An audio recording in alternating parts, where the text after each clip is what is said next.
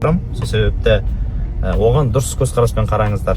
Енді кейбір кісілерге сондай нәрсе ұнамай жатса, өтіп кете салыңыздар. Яғни мен сторисімді скроллать етіп қойсаңыздар болады, даже мен написке жазып кете салсаңыздар да болады. Өз еріктеріңіз, өйткені Инстаграм сіздердікі, сондықтан да дұрыс жағынан түсінесіздер ғой достар. Солай. Мен үй жаққа жақындап қалдым, міне. Жаным үйім-ай. Алланың қалауымен салынып жатқан үй ғой бұл. Бүгінгі күнім съемкамен өтіп жатыр. Бір нәрсе жасап жатырмын. Бұйырса оны жақында көресіздер. Ертең арбын саламын. Қасымда Али, видеографым. Осы жігіт менің видеоларымды түсіріп жүрген жігіт. Иә, бұйырса шығады. Иә. Маған сізге сұрақ. Сізде қыз болмаған, қыз тумағансыз, иә? Екі ұл туғансыз. Қызыңыз болғанда қандай жігітке тұрмысқа шық, мынандай жігітке шық, мынаған шықпа деген сияқты қандай ақыл айтатын едіңіз жалпы? Арақ ішпейтін, жұмысы бар, жігітке тисе болды. Шекпейтін, ұрмайтын, соқпайтын дейсіз ғой, иә? Болды ма осақ па? Көп қазір әйелдер таяқ жемейді ойлаймын қазір, қазір еркектер ұрмайтын сияқты көп. Бар енді тирандар.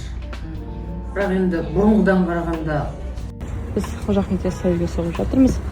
Мына баланы қыдыртып алып келіп жатырмыз, көрсіңдер. И маған ұнап жатқаны, мына жақта бізде уже туристер келеді екен. Солай.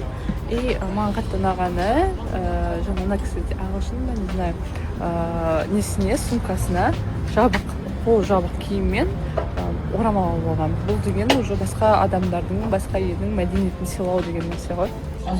азайған шығар. Балаңыз күшті жар деп ойлайсыз ба әйеліне? Жақсы ғой, жақсы. Жақсы. Мамасының баласы ма, әлде ондай емес па сіздің ойыңызша? Ондай емес. Мамасының баласы емес. Жайым дейсіз. Берекенің баласы арасында. Соған еркелеп, соған яқтырады.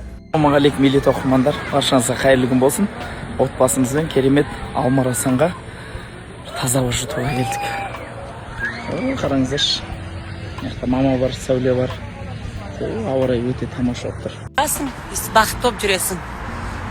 Астананың көшелерінде бақытты жанды көрсеңіздер, ол мен